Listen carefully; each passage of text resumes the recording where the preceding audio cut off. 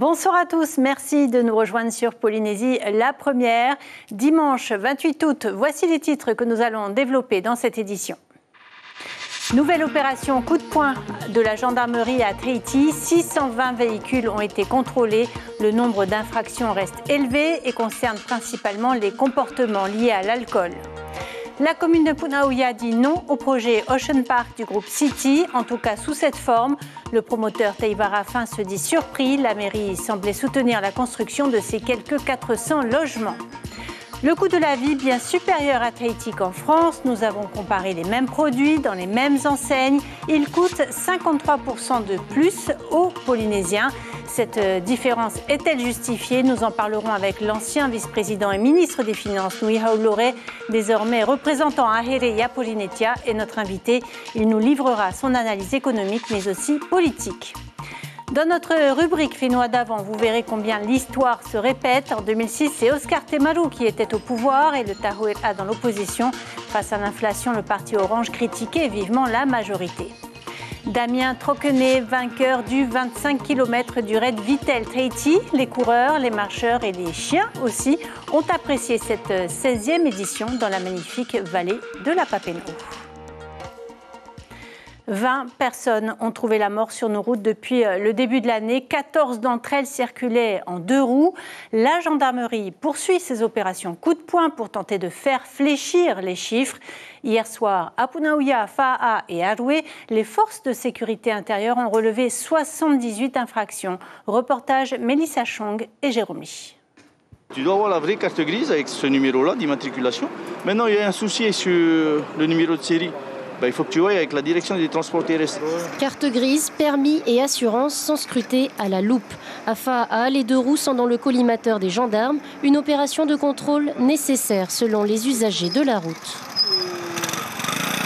Vu que depuis le début de l'année, on a beaucoup de morts, donc je pense que toutes les personnes qui prennent les décisions de prendre en main des engins, doivent se sentir concernés. On procède à l'ensemble des opérations de contrôle, contrôle assurance, contrôle carte grise, et on vérifie s'il n'y a pas d'autres infractions.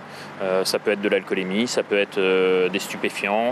Jonathan est scooteriste. Bien conscient du danger, il a choisi d'être responsable ce soir en ne buvant qu'un seul verre avant de rentrer chez lui à la presqu'île. J'ai bu un verre avant de revenir, comme il fait froid aussi. Et oui, je ne vais pas aussi cacher, s'il y a quelqu'un qui boit beaucoup aussi. Et c'est ça, j'ai décidé de boire seulement un verre. Depuis le début de l'année, 19 personnes ont perdu la vie sur les routes polynésiennes. Les 2 roues restent les plus vulnérables en cas d'accident. La plupart du temps, c'est parce qu'ils ont consommé d'alcool ou fumé de la drogue et tout ça. C'est très décevant. Quoique le danger, il tourne toujours autour de nous. Il y a juste à faire attention. Sur 620 véhicules contrôlés, 78 infractions ont été constatées et 13 personnes ont reçu une contravention pour conduite en état d'ivresse. 406 appartements construits sur le terrain de l'ex-Tahiti Village. Le projet Ocean Park continue de faire polémique. Après le permis de construire, la mairie de Punauia a de nouveau émis un avis défavorable. Cette fois sur l'étude d'impact présentée par le groupe City. Le porteur de projet dit ne pas comprendre cette position. Reportage Suliane Favenec, Teiva Ribé et Rohan Pautoru. C'est un non. L'avis de la mairie de Punauia est clair. L'étude d'impact n'est pas satisfaisante parce qu'elle n'est pas complète, mais surtout parce que le projet du groupe City ne correspond pas à la vision de la municipalité.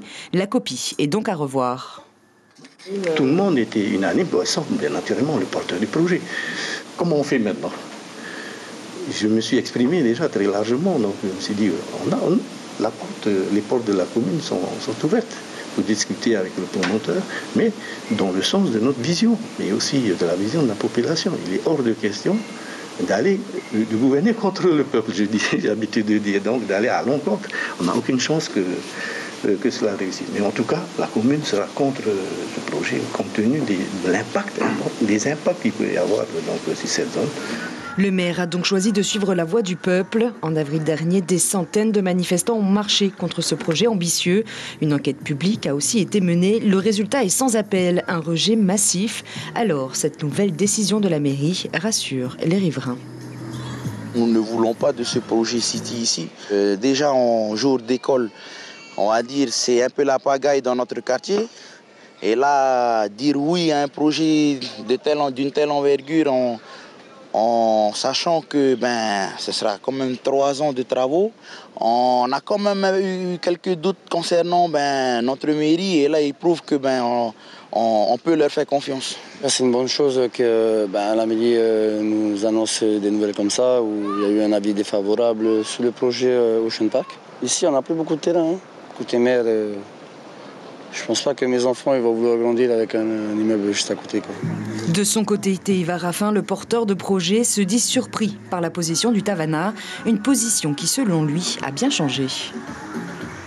Bien avant que nous avons élaboré le projet, il y a eu des premières rencontres l'année dernière sur les grandes lignes du projet. Et à aucun moment, le maire a émis un avis défavorable, ou en tout cas soulevé un soupçon de refus. Nous avons ici sur Punauia un PGA qui l'a validé avec des règles, d'accord. Et lorsqu'il dit que le projet est faramineux, qu'il faut faire un projet à taille humaine. Alors qu'est-ce que ça veut dire à taille humaine? Honnêtement, je ne sais pas. L'étude d'impact doit être enrichie. Chaque partie se dit ouverte à la discussion, mais au final, c'est le pays qui aura le dernier mot. Louis Haoloré, bonsoir, bienvenue. Vous êtes représentant à l'Assemblée dans le groupe Ahere Purinetia. Vous avez été vice-président, ministre de l'économie, puis sénateur.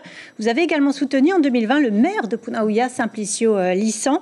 On vient de le voir, le projet Ocean Park de Punauia rencontre quelques résistances, dont celle du maire. Qu'en pensez-vous? Est-ce que c'est ce type de projet qu'il faut pour la Polynésie, selon vous? Je comprends les oppositions qui ont été exprimées par la population, puisqu'il y a eu une manifestation déjà lorsque le premier projet a été présenté. Je comprends l'avis qui a été rendu par le maire. C'est un problème de dimensionnement du projet par rapport aux infrastructures routières. Moi, j'habite 3 km plus loin. Si on veut arriver en ville relativement tôt, il faut partir à 5h30. Donc, il y a un vrai problème. Et donc, je ne dis pas qu'il faut s'opposer à tous les projets économiques. Il faut créer des emplois, ça c'est nécessaire. Mais il faut trouver le juste équilibre avec la population. Les projets d'envergure n'ont plus la cote à Tahiti? Pas qu'à Tahiti. À Moorea, récemment, il y a 6 projets qui ont été présentés, qui ont reçu une opposition du conseil municipal. Comme je dis, il ne faut pas s'opposer à tous les projets, il faut trouver un équilibre. Je ne dis pas que c'est facile et c'est la population qui s'exprime. Il y a un vrai problème d'accès à la plage, il y a un manque de parcs publics et je pense que c'est au pays de mettre en place une politique dans ce sens. La création d'emplois n'est pas un argument suffisant finalement? De moins en moins, c'est-à-dire que oui, il faut créer des emplois, mais pas au détriment de la population qui vit à côté de ces projets. Et le New Taha, même son de cloche, vous... C'est ce qu'on voit effectivement. Comme je dis, il ne faut pas s'opposer à tous les projets, il faut trouver une taille qui convienne. Je comprends la difficulté des promoteurs. Il y a de plus en plus nécessairement la population qui vit à côté de ces projets qui doit être entendue.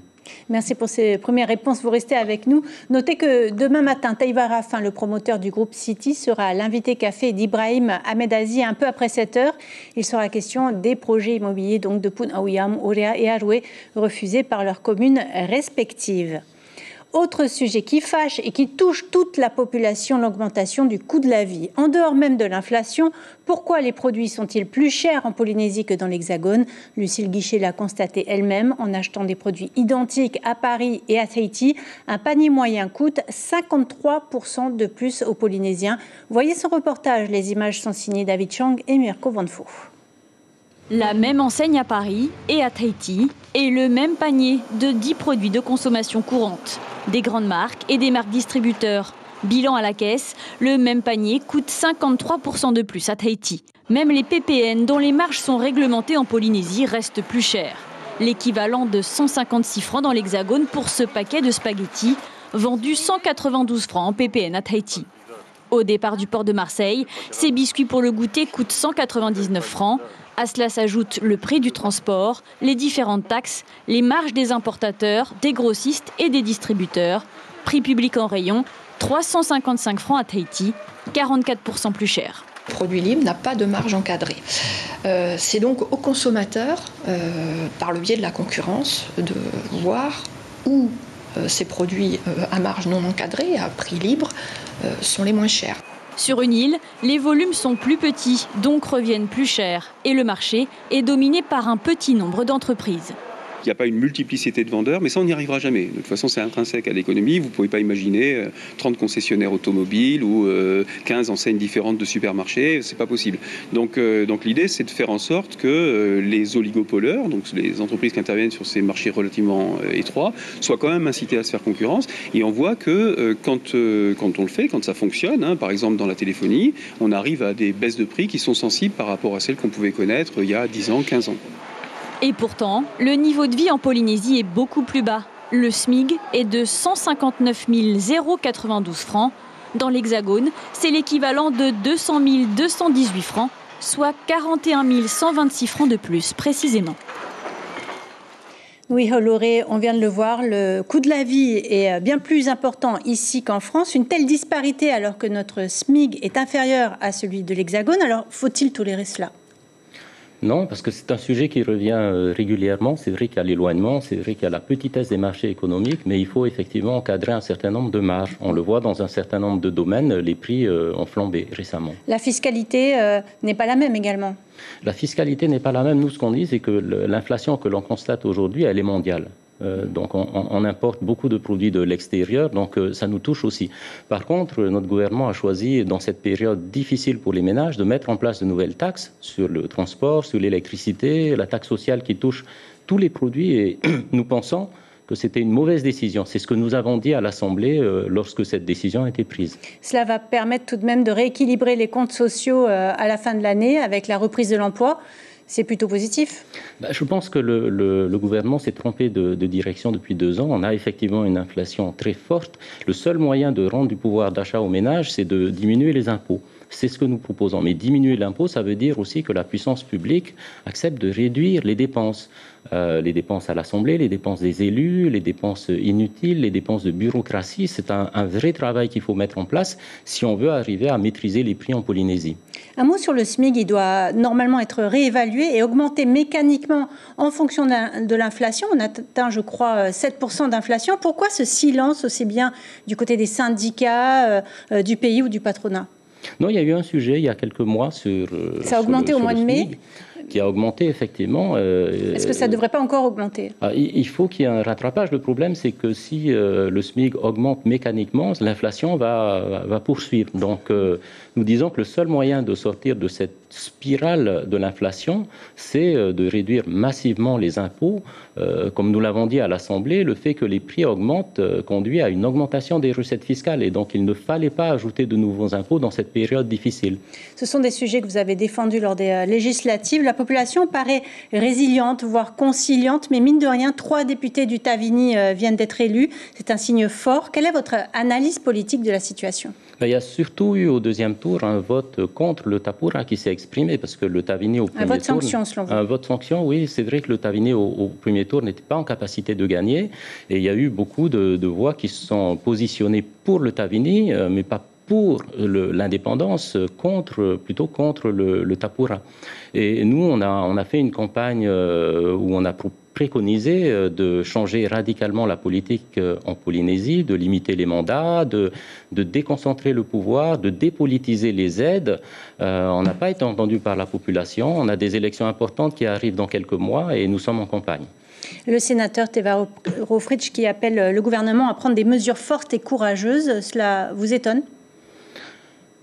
Pas trop de commentaires à faire sur ça, parce qu'au moment où on a proposé ces mesures, il y a 2 ans à l'Assemblée, et puis depuis, on n'a pas beaucoup entendu dans ce sens. Pensez-vous proposer, donc vous disiez que vous étiez déjà en campagne, vous pensez proposer vous aussi une alternative donc, lors de ces élections territoriales de 2023 avec Nicole Sanquer ? Avec Nicole Sanquer, avec Félix Tokoragé, avec toutes les équipes de terrain qui se sont mobilisées depuis 2 ans déjà et qui nous ont conduits à ce score au premier tour des législatives, oui.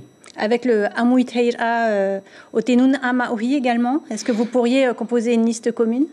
On n'est pas dans le cadre de discussion avec des partis politiques. On essaye de proposer un projet qui a du sens, parce que, comme je le disais, on le voit bien avec la situation difficile en ce moment, il faut vraiment refonder notre économie polynésienne. On essaye aussi de faire participer davantage de personnes de la société civile à l'action politique, parce qu'il faut renouveler la classe politique. On est plutôt dans cette démarche pour ces élections qui viennent, et pas dans des calculs d'appareils de parti. On n'essaye pas d'aller chercher des élus qui sont déjà en place depuis des décennies et des décennies, au contraire. Merci beaucoup, Nuiha Oloré, d'avoir accepté notre invitation ce soir. Merci. Nous parlions inflation tout à l'heure. Vous allez voir combien l'histoire se répète. En 2006, c'est Oscar Temaru qui était au pouvoir. Le Tahuera, dans l'opposition, dénonçait l'inflation en pointant du doigt le projet Aotearoa. Or, la hausse du dollar, mais aussi le prix des hydrocarbures jouaient un rôle dans cette inflation. Retour en 2006 avec Finnois d'avant.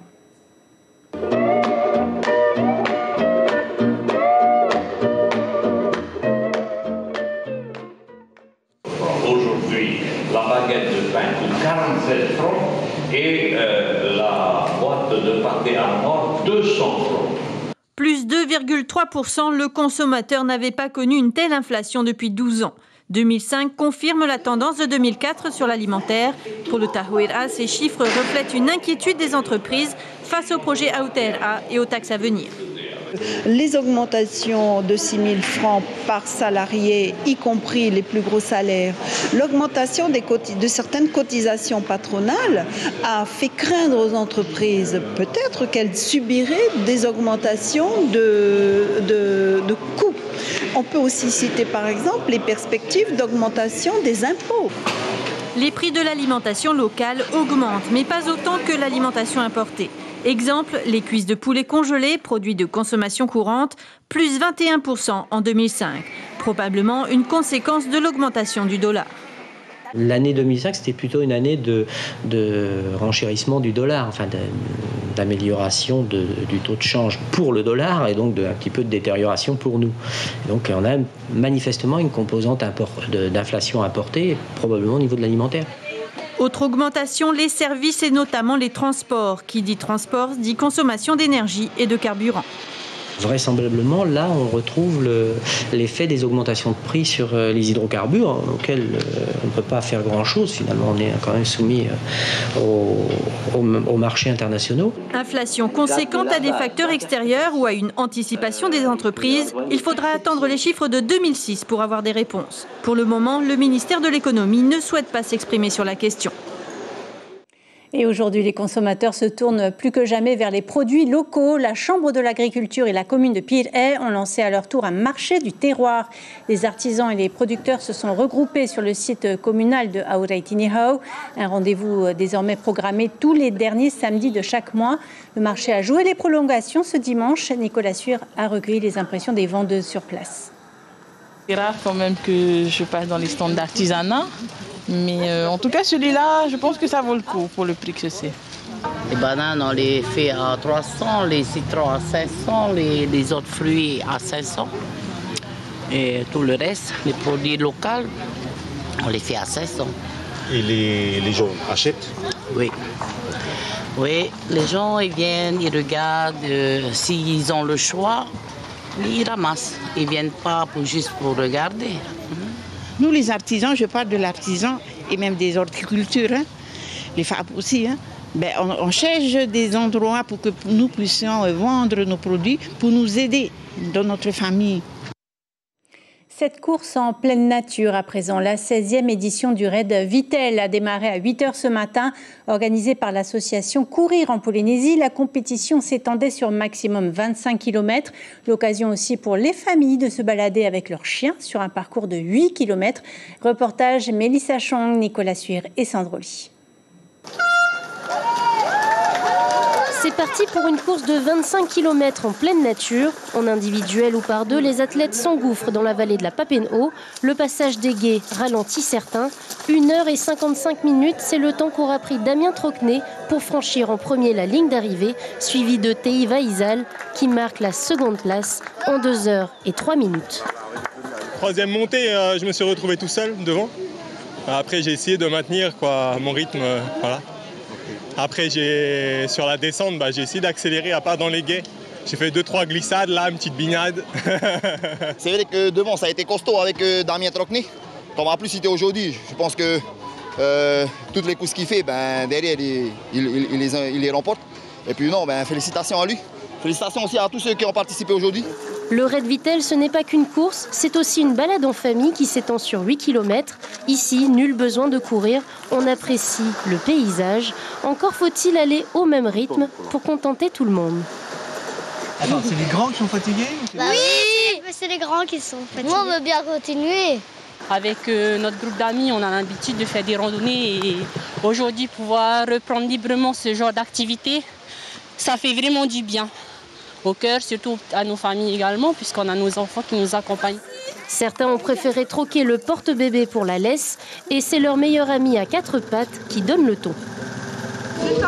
Allez, au pied. Au pied. Assis, assis, assis. C'est un super sportif, mais voilà, je crois qu'il est intrigué par le cadre. C'est carrément une super sortie, une belle journée. Le temps de le prendre en photo et le modèle canin s'impatiente déjà à l'idée de repartir randonner. C'est bien, ça lui fait découvrir des nouveaux endroits aussi, et puis il y a d'autres chiens. Au total, 400 personnes ont participé à la 16e édition du Red Vitel dans l'effort et la bonne humeur. On arrive au terme de cette édition. Nous retiendrons cette information principale. Depuis le début de l'année, 20 personnes ont trouvé la mort sur les routes, dont 14 circulaient en 2 roues. Hier soir, à Punaouia, Aroué et Fa'a, les forces de sécurité intérieure ont initié une nouvelle opération coup de poing. Les chiffres ne fléchissent pas. 620 véhicules ont été contrôlés. 78 infractions ont été relevées, dont 13 conduites en état d'ivresse. Plusieurs rendez-vous importants dans l'actualité cette semaine. Lundi 29 août, le procès en appel de Radio Tefana, l'ouverture des assises le vendredi 2 septembre et enfin le festival de la créativité samedi 3 septembre à Taravort. À la une de votre quotidien demain, Tahiti Info, titre indétrônable. Et puis ce soir, sur la première, ne manquez pas notre magazine consacré à la Tahiti Pro, ambiance à Teahupo'o et images de surf garanties. Vous pourrez voir ensuite l'excellente série American Crime Story. Voilà pour l'actualité de ce dimanche. Demain et tout au long de la semaine, vous aurez le plaisir de retrouver Ayata Tarahu aux commandes de vos JT. Passez une excellente soirée sur la première. On se quitte sur les images du best-of de la Tahiti Pro, magazine à suivre juste après ce journal.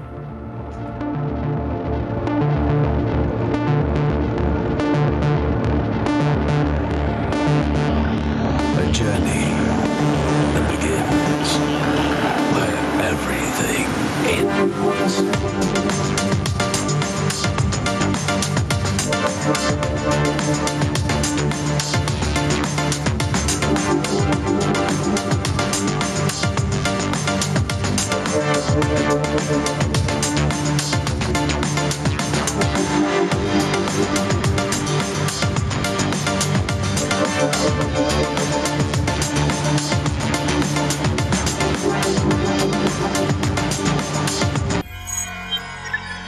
Retrouvez ce programme en replay sur notre site internet.